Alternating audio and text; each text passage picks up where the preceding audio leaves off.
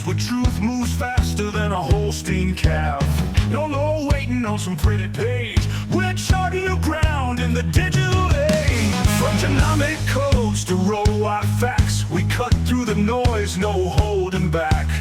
Not your daddy's dairy news tonight. We're sparking debates with every insight. The ring's not where the real fight's at. It's in the data, in the channel chat. From pasture to processor to your morning cup, we're raising the stakes. Try and get ahead of herd. Yeah! Where the future's more than just a word. Ahead of herd. Come on! The bullvine's calling, let your voice be heard. Welcome back to the Bullvine Podcast, where we cut through dairy industry noise to get you the insights that actually matter for your operation. We are here to bust myths and look at the cold, hard numbers. And today, we're diving deep into a topic that has been a huge source of frustration and, frankly, disappointment for a lot of producers. We're talking about the A2 milk phenomenon and asking the essential question: why hasn't this explosive premium market translated into a financial win for the heritage herds that were supposed to own that advantage? Specifically, breeds like the Guernsey. Exactly. Okay, let's unpack this right away, because the sheer size of the market shift makes this failure to capture the premium almost unbelievable. We looked at the data from Precedence Research, and they project the global A2 market to hit a staggering $7.62 billion by 2034. 7.6 billion. Billion with a B. And that market is growing at over 11% annually. That is an economic powerhouse being built on a single protein trait. And that's where the frustration stems from, isn't it? I mean, on one hand, you have this incredibly lucrative premium segment expanding across the world. Customers are literally paying extra for a perceived health benefit. Right.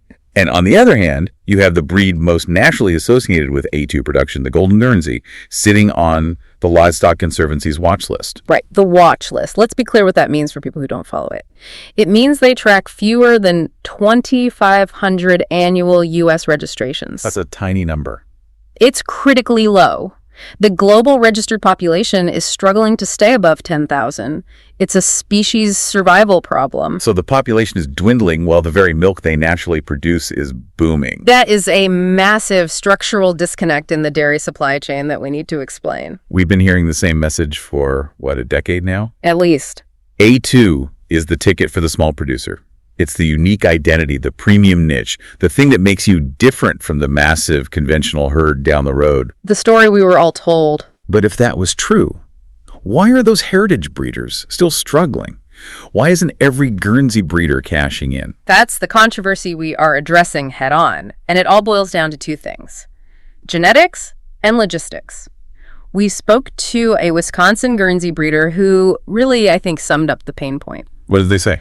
They said, and I'm quoting here, "We spent years hearing that A2 was going to be our ticket, and then we watched the market explode, and somehow we're still struggling." Oof, that hits hard. It does. So today we are looking at the mechanics, the genomic tools, and critically, the plant math that explain why A2 milk became a commodity feature, not a heritage premium. And I think if we can correctly identify that the issue is not with the cow, but with the supply chain infrastructure, the plant side, that's immediately actionable for our listeners. How so? Because a plant problem requires a business model solution, not an expensive multi-generation genetics program. Right. Let's figure out if you should be investing in stainless steel or just focusing on maximizing components in the bulk tank. Okay, let's start with the technical analysis, because this is where the popular marketing-driven narrative about A2 being some kind of heritage birthright starts to fall apart. When we talk about A2, we are talking about a specific trait, but it is fundamentally not a complex multi-gene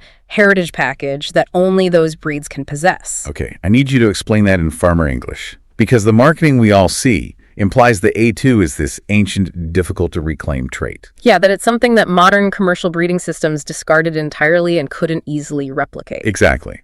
Is that not true? That implied complexity is the myth we are busting today. Yes, A2 is the original ancestral beta-casein protein type, and heritage breeds absolutely retained it at a much higher percentage. That part is true. But structurally, when you look at the DNA, A2 is remarkably simple. It's governed by one specific gene, the CSN2 gene. Just one gene. One gene, The difference between A1 milk and A2 milk is a single tiny change, a single nucleotide substitution. So just one letter change in the entire DNA code. Exactly. At position 67 of the beta-casein protein strand, that single nucleotide substitution flips one amino acid. It goes from histidine, which makes it A1, to proline, which makes it A2. And why does that one little switch matter so much structurally? It matters because of how the protein is digested. Histidine at position 67 creates a weak point in the protein chain. It's like a perforated line on a piece of paper. Okay. When that protein chain breaks down in the stomach, that weak point facilitates the release of a peptide called β-casein, or BCM7. And that's the bad guy. That's the supposed bad guy. It's this BCM7 peptide that some research suggests is responsible for the digestive discomfort many people experience, which they often incorrectly label as lactose intolerance. Got it. So A2 milk with a proline at that spot has stronger bond, meaning it releases little or no BCM7 during digestion. That's the theory, and that's what the consumer is paying for, that lack of BCM7 release. But here's the key point for genetics.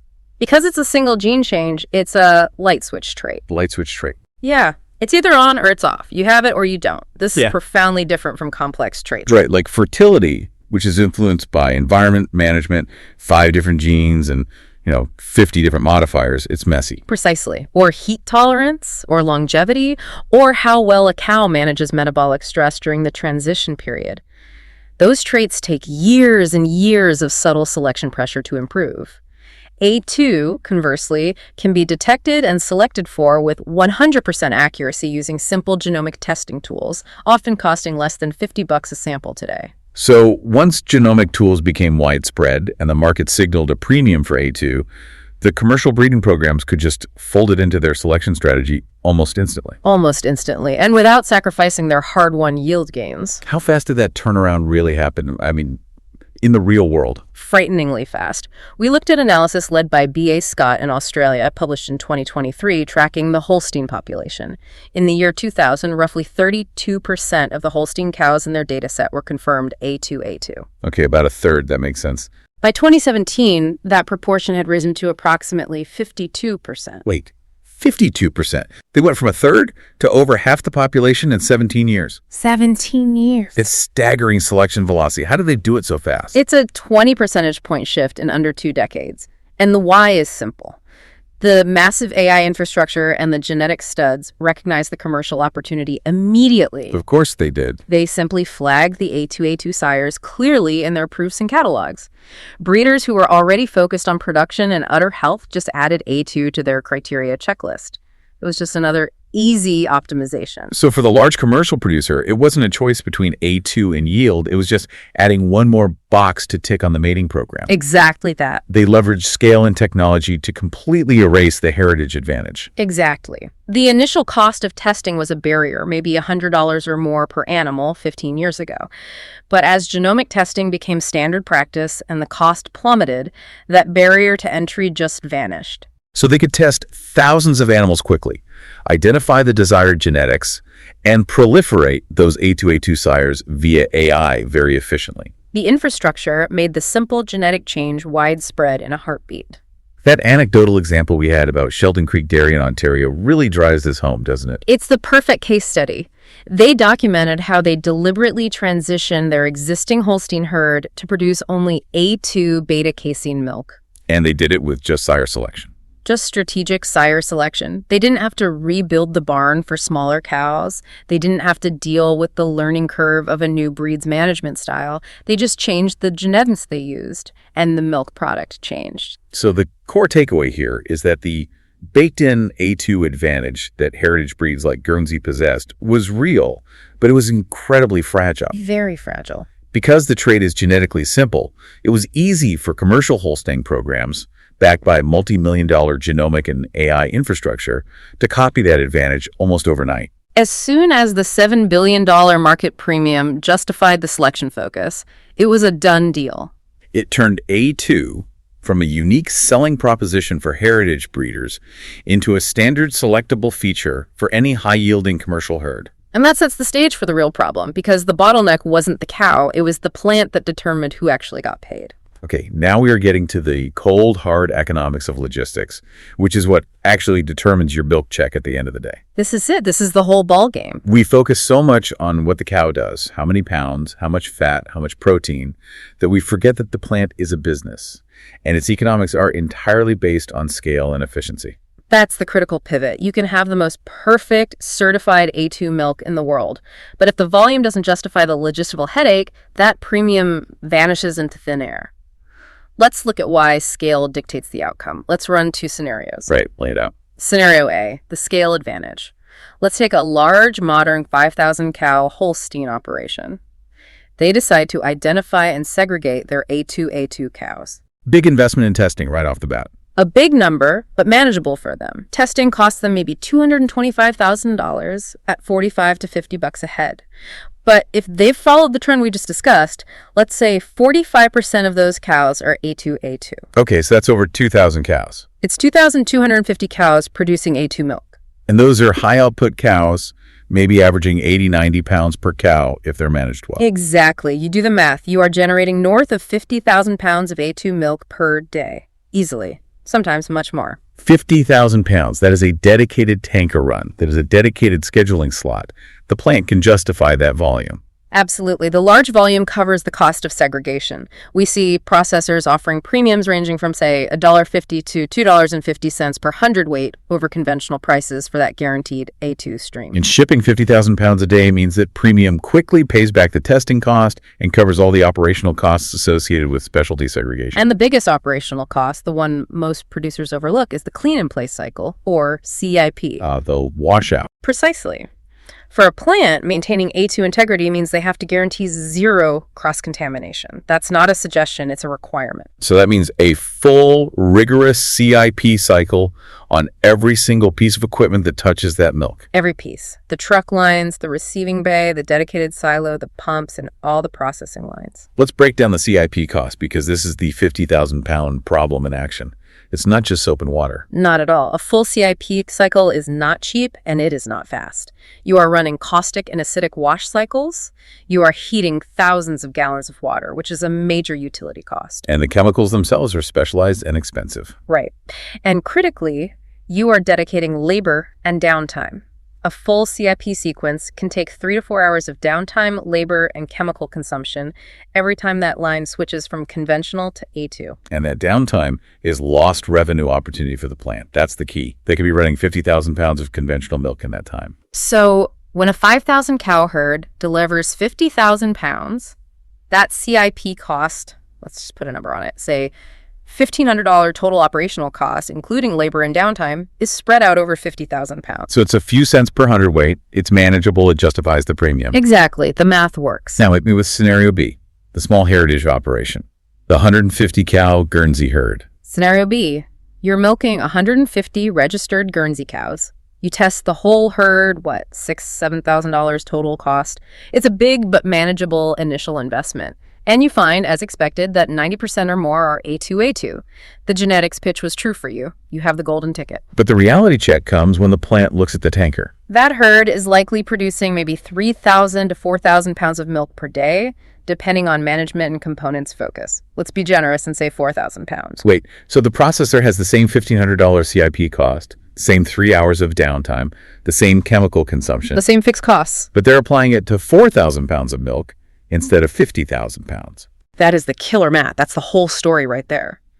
Most upper Midwest plant managers and processing consultants we've talked to cite a rough, non-negotiable threshold of 50,000 pounds per run where dedicated segregated stream becomes economically feasible. It's a hard floor. It's a hard floor. Below that, the cost per unit for CIP and guaranteed segregation just explodes. So if my Guernsey milk shows up, certified A2, but it's only 4,000 pounds, the premium isn't just reduced, it's entirely consumed by the operating cost. Completely. The plant might pay you commodity price or maybe a tiny bump for components, but they cannot afford that $2.50 set rate premium. They can't. It would be a loss leader for them. It can't. The processor constraint is brutally simple.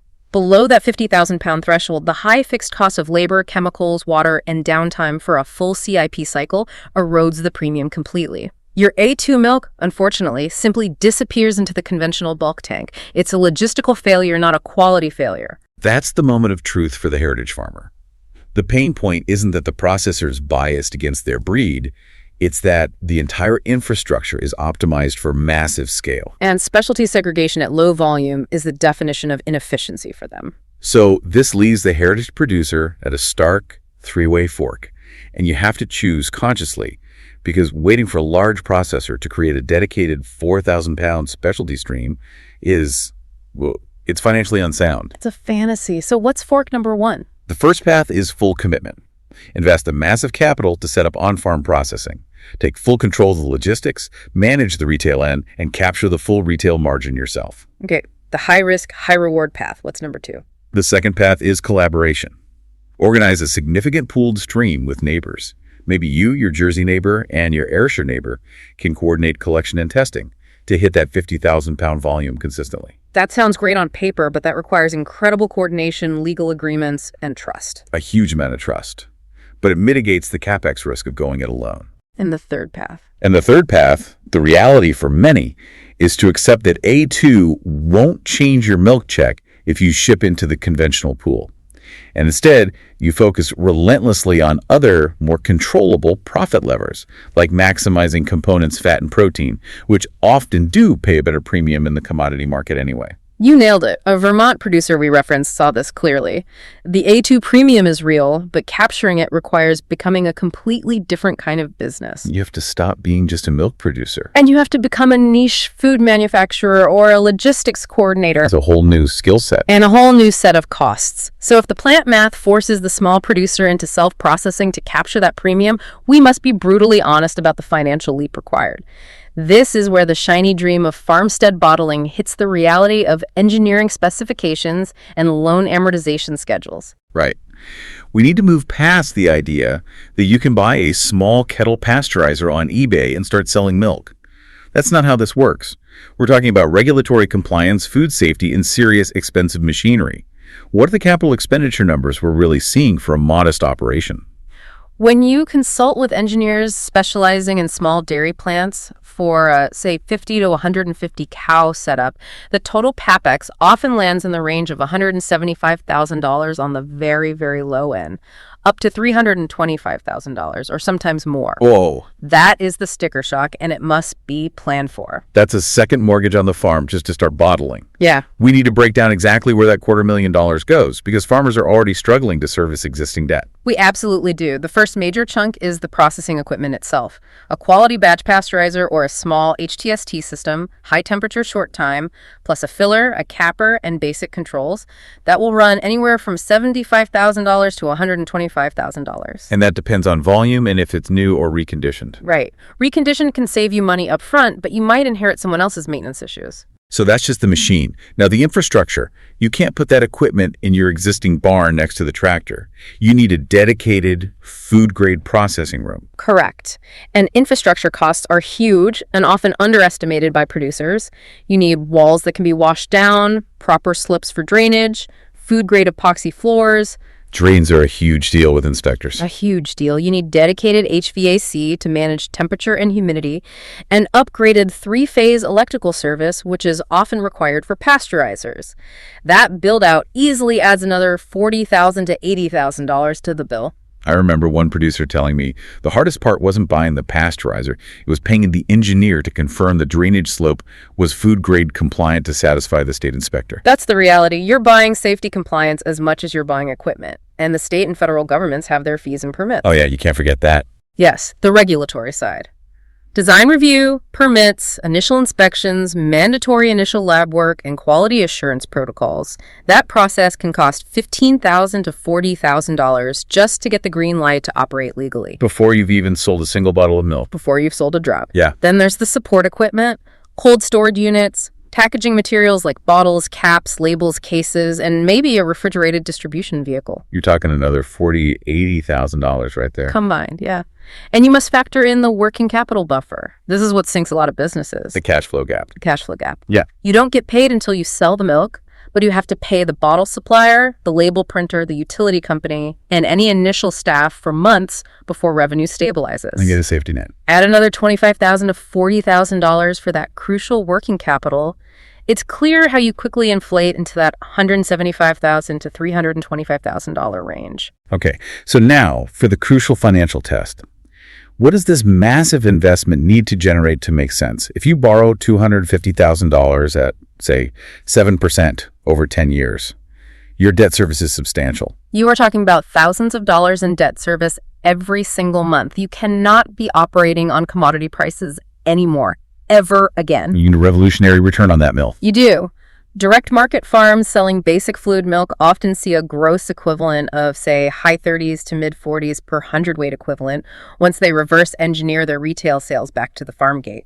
But that barely justifies the $250,000 risk and the incredible added labor. I mean, you've just bought yourself another full-time job. At least one. To truly make it worthwhile, you need to be making high-margin products. Value added. Absolutely. The real winners, the ones who can justify this capex, are utilizing value-added products like aged cheese, high-fat yogurt, or premium ice cream. Those value-added items can generate the equivalent of mid-50s to $80 per hundredweight equivalent, sometimes even higher. So when successful farmstead operations blend that product, mix a little bottled milk, a lot of high-margin cheese, some cream, they often report blended returns in the sweet spot of $48 to or $65 per hundredweight equivalent. That is the target. That's the magic number. You need that $45 minimum just to sleep at night, knowing you can service that debt. And that is the core question for you, the listener. You need to stop looking at the A2 gene as the savior and start looking at your local market. Can you realistically see a path to generating that $45 plus per hundredweight equivalent in your specific postcode? And do you have the time, the talent, and the temperament, not just to milk the cows, but to be a quality control manager, a plant scheduler, a sales representative, and a delivery driver? It's the difference between being a high-volume farmer and being a specialized food entrepreneur. The A2 gene is free. The $250,000 needed to capture the premium is definitely not. So we've established that the genetic advantage was easily copied and the plant economics ruthlessly favor scale. So if the heritage herds are going to survive, they aren't waiting for a premium contract to show up at the door. Who is winning and what are they doing differently? The successful heritage operations are surviving and often thriving because they stack premiums. That's the key term. Stacking premiums. A2 is merely the hook. It's the baseline qualification. Their long-term success relies on controlling the product, maximizing unique features, and building a deep customer relationship. It's a whole different business model. Let's take case study 1, 2 Guernsey Girls Creamery in Wisconsin. The owner, Tammy Frisch, didn't start her micro dairy with a spreadsheet saying, "I must capture the A2 market." She started because of organic customer pull. She spent years at the state fair with her Guernseys, and the public constantly asked her, where can we buy that specific historical golden Guernsey milk we remember? But it is invaluable market data. The demand was already there based on the breed's reputation for high butterfat, natural golden color, and unique flavor profile. The A2 status was just confirmation of the high quality the customers already believed was there. It wasn't the primary sales driver. So how are they stacking the premiums? First, they confirm A2 status. That's the entry ticket. Second, they utilize on-farm processing, giving them absolute control over quality and logistics. Third, and this is the big one, they sell non-homogenized milk. The cream line.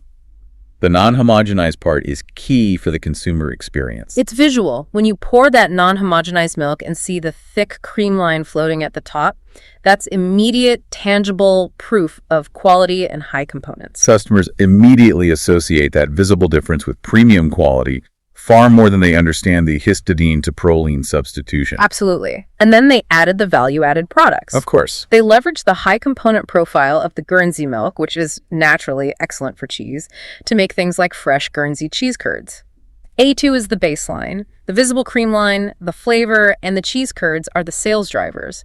They've essentially created a unique retail lane where they have no direct competition. And it's not just a U.S. niche phenomenon. Case study 2. AB Manor in Ontario. This is even more interesting because they operate within the Canadian quota system, which adds another layer of regulatory complexity. A big layer. They built their brand around their Golden Guernsey label. They bottle the A2 rich fluid milk, but they immediately expand into high-margin products like rich chocolate milk, heavy cream, specialty yogurt, and farmstead cheese. They weren't waiting for a processor. They became their own retail solution. The pattern is indisputable. The heritage herds making it work are vertically integrated.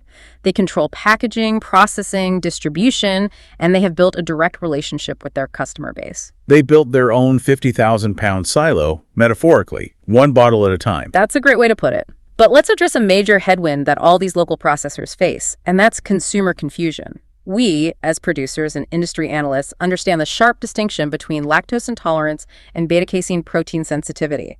The vast majority of consumers do not. No, not at all. They use lactose intolerance as the catch-all diagnosis for any digestive discomfort they feel after consuming milk.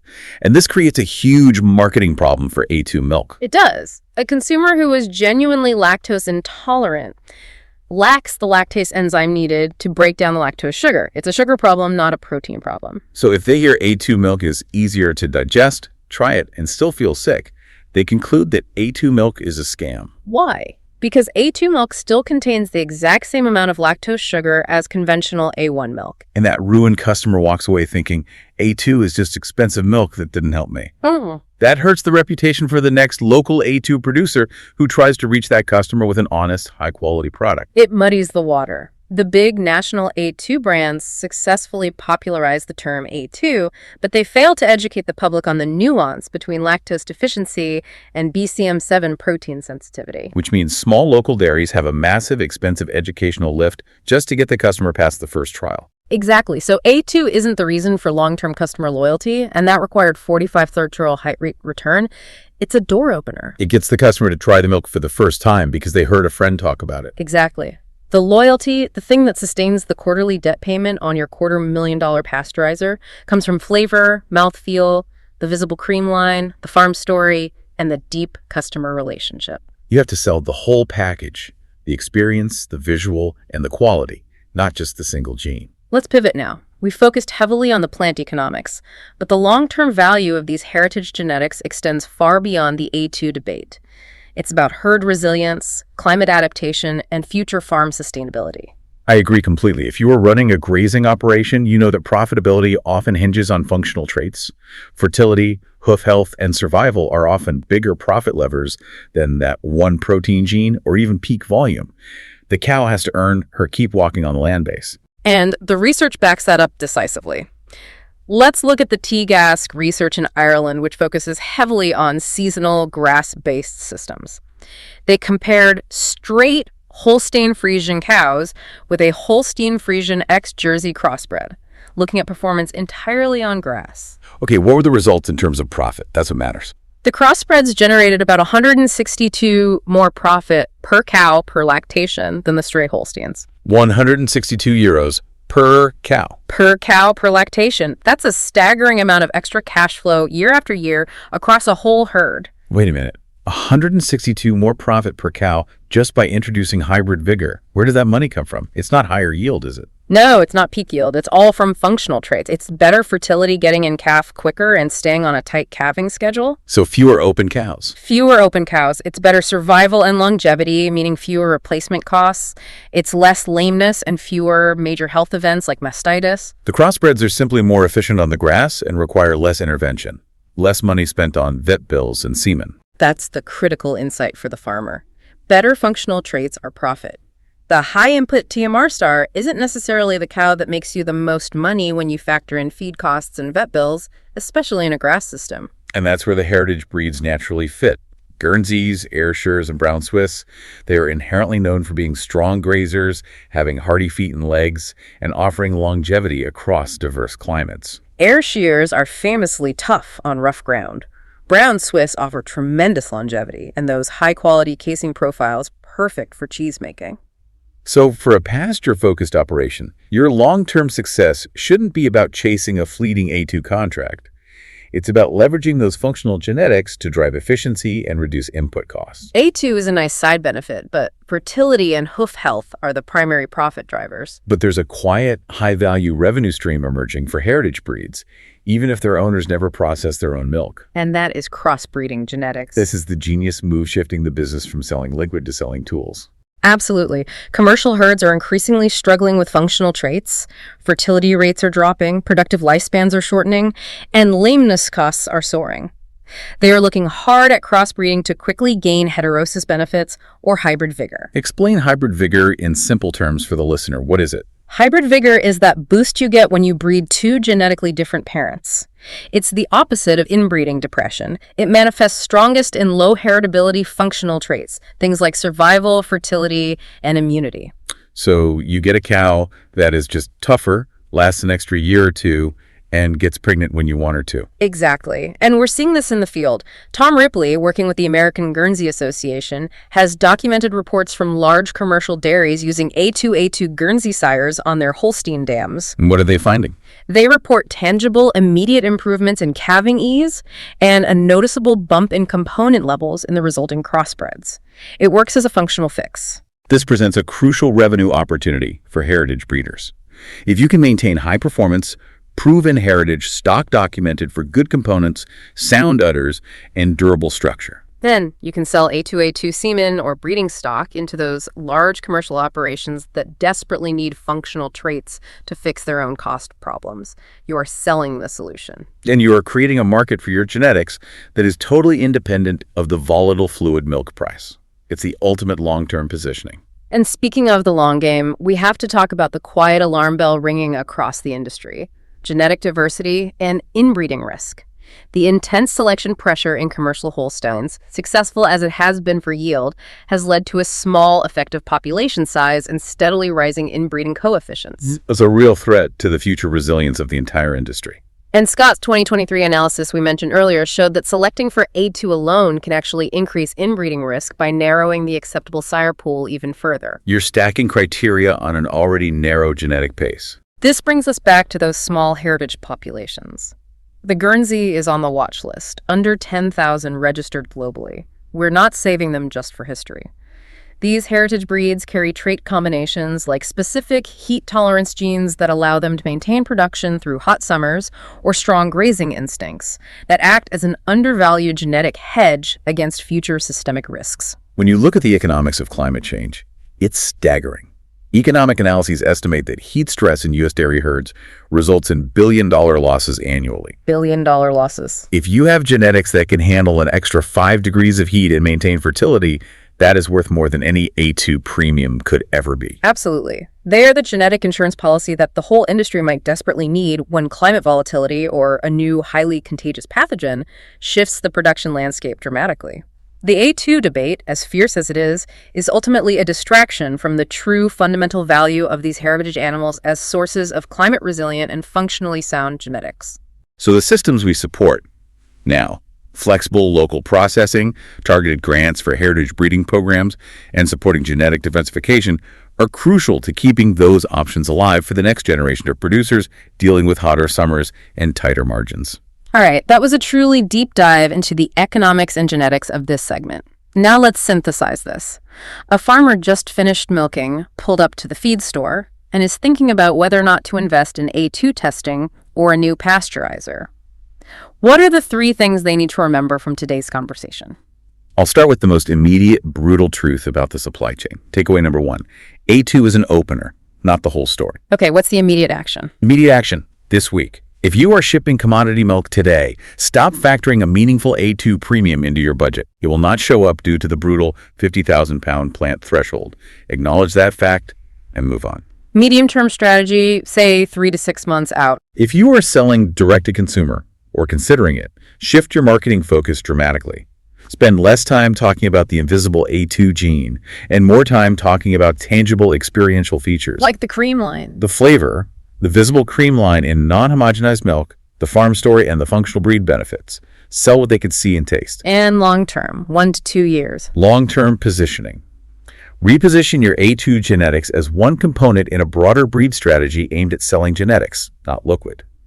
High-performing A2A2 sires from breeds known for functional traits can be a high-margin product for large commercial operations needing hybrid vigor. Okay, takeaway number 2. Takeaway 2. Processing requires proven returns. What's the immediate action on that one? Immediate action this week. If the plant math has convinced you that self-processing is your only option, stop.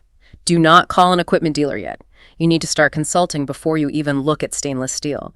Go walk the plant of a successful farmstead dairy in a similar market to yours, preferably one that already made the jump a few years ago. Learn their specific distribution and marketing mistakes. Okay, medium term, 3 to 6 months. Before committing to a $250,000 capex loan, you must build a detailed, data-driven market study for your specific postcode. Can you realistically project achieving blended returns of $45 or more per hundredweight equivalent by selling fluid milk, plus at least one high-margin value-added product like cheese or yogurt? If you can't get that number on paper, the risk is unacceptable. Exactly. And long-term positioning, 1 to 2 years. Invest in flexible processing infrastructure only if your comprehensive market study definitively confirms a realistic customer base and projected return that can service the $175,000 to $325,000 capex. Don't buy a shiny new pasteurizer until you have the sales channel and the required revenue target clearly locked down. All right, what's the third and final takeaway? Takeaway number 3, functional genetics are the best hedge. Immediate action. Immediate action this week. Take a critical look at your herd records right now. Fertility rates, lameness incidence, and cow longevity. If those functional traits are weak, start researching A2 sires from breeds known for structural strength, grazing fit, and durability, whether that's Guernsey, Ayrshire, or Brown Swiss. Those functional fixes are free profit. Medium term, 3 to 6 months out. Incorporate genetic diversification through crossbreeding to boost hybrid vigor. This is especially critical for survival and heat tolerance, as the costs associated with climate volatility, the billion-dollar annual losses, are only going to increase. Treat genetic diversity as a strategic insurance policy for your operations' future. And long-term, what's the bigger picture? Long-term positioning, 1 to 2 years. Engage with your breed associations and policy groups to push for targeted grants or regulatory flexibility that support small, flexible processing. Keeping heritage genetics and small-scale processing options viable protects genetic diversity, which is the necessary hedge the entire industry may need in a decade when conditions shift dramatically. This has been another Bovine Podcast from the Bovine Podcast. For more straight-talking industry analysis and to see all the source data, the financial breakdowns, and the links to the case studies we discussed today, head to www.thebovine.com. Subscribe wherever you get podcasts. We're out with new episodes every day, and upcoming topics will be deep diving into the specific economic impacts of rising heat stress on reproduction and how new technologies, specifically anaerobic digestion, are shaping the future of manure management and farm energy independence. Thank you for joining us for this deep dive.